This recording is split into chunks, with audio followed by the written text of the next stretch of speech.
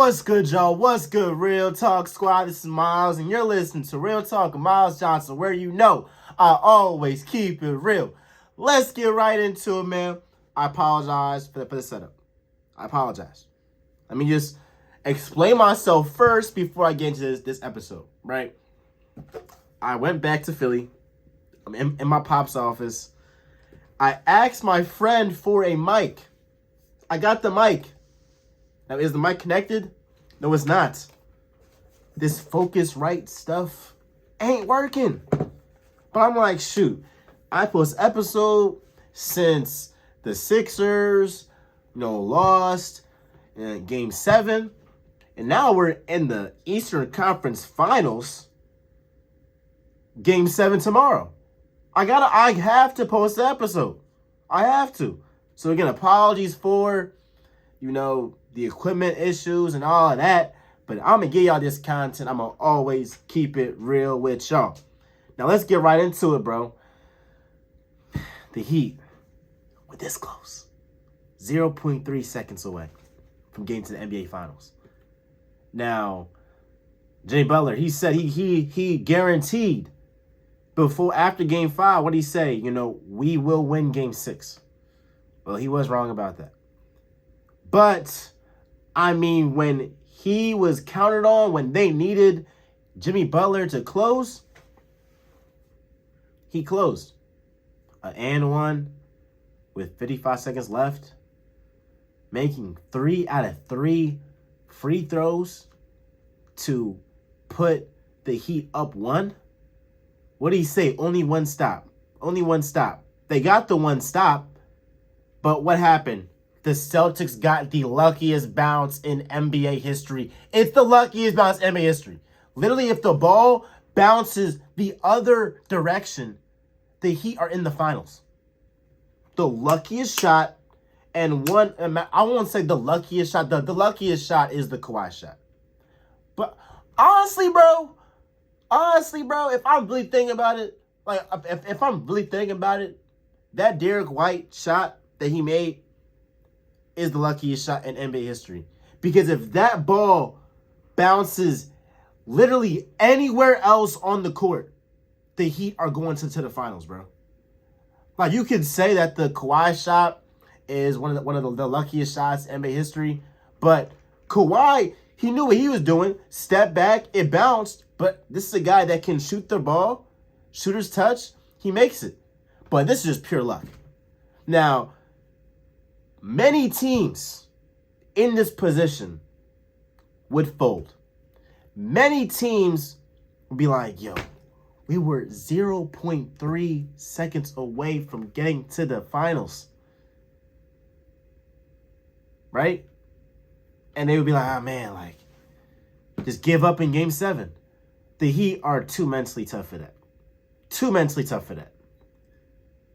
They have the best coach in the league. Eric Spoelstra is not close. It's not close at all.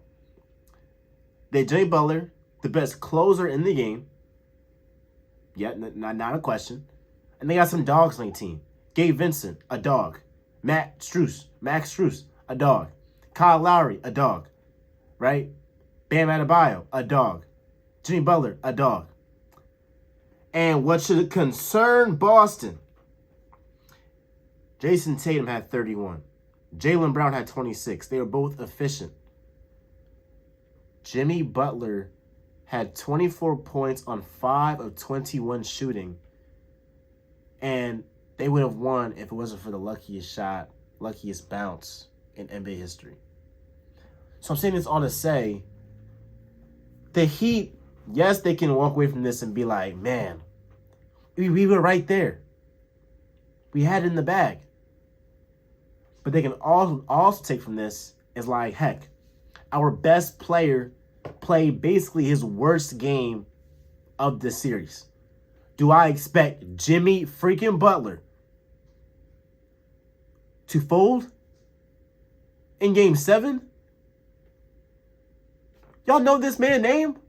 Like, come on, bro. Like, if you are a Sixers fan watching this, you know firsthand, Jimmy Butler's not going to fold. What happened last year, Game 7, Eastern Conference Finals? Jimmy Butler put up 35 points. He was the reason why they lost. And best believe he's not going to have back-to-back performances where he's god-awful. I expect Bam to play better. The Celtics are not a good home team. They're not a good home team. Eric Spoelstra is levels above Joe Mazzulla in terms of coaches. Like, it's levels above. And people are still forgetting with the Celtics, they're playing an 8th seed. Like, they shouldn't even be at this point, bro. This is why I'm saying that I feel like the Heat are going to win Game 7 because all the pressure in the world is on the Heat. I apologize. I got to run that back because, I make clips for, reels and all that. What people are not peeping, who's under the most pressure? The Boston Celtics. Who should have never been in this position to begin with? The Boston Celtics.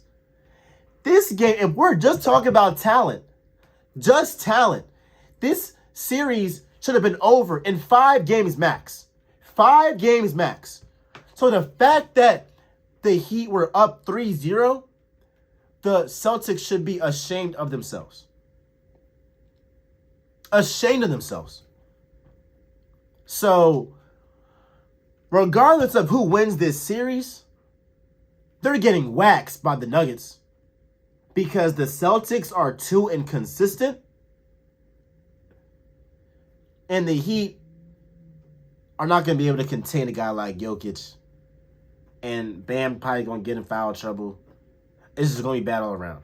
And Mike Malone is actually a far, far better coach than Joe Mazzulla. I promise you, bro, if like the Celtics had a competent coach, they'd be in the finals by now. If they had a competent coach, they'd be in the finals. But the one thing that gets on my nerves with the Celtics is that when they were down 3-0, reports came out, Ime Udoka, him leaving beginning of the season, him getting fired, that really messed up the team. Now the Celtics have tied it up 3-3. I don't hear any reports about Ime Udoka. I don't hear any reports. Like, bro, my thing is, if you're down, just take the L, bro. Just take the L. You got beat, and that's it. It's no excuse. You got beat. Same thing with Golden State. What'd they say when they lost? When they were favorites to win the series against the Lakers. Draymond's like, that punch against Jordan Poole, that really messed up our psyche, messed up, our whole entire season. Y'all were not saying that before the Lakers series, bro. Nobody was saying that. So don't try to cop, please, because you think you're going to lose or you already lost. Come on. And I'm tearing up. I'm about to cough. Because I'm like, bro, y'all really get me amped up and stuff, bro. Ultimately, I think that the Heat will win this series. Number one reason,